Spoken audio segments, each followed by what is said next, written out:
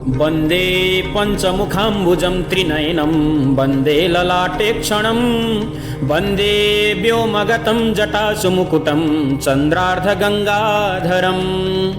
वन्दे भस्मकृतत्रिपुण्ड्रजटिलं वन्देष्टमूर्त्यात्मकं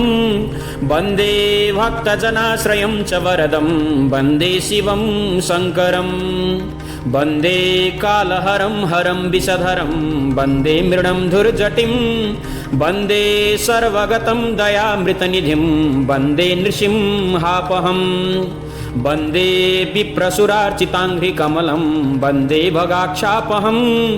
वन्दे भक्तजनाश्रयं च वरदं वन्दे शिवं शङ्करं वन्दे मङ्गलराजताद्रिनिलयं वन्दे सुराधीश्वरं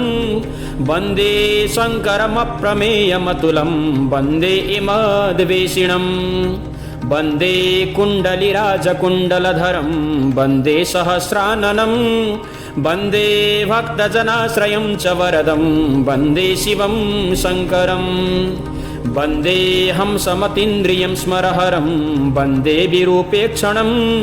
वन्दे भूतगणेशमव्ययमहं वन्देऽर्थराज्यप्रदं वन्दे सुन्दरसौरभेयगमनं वन्दे त्रिशूलायुधं वन्दे भक्तजनाश्रयं च वरदं वन्दे शिवं शङ्करम्।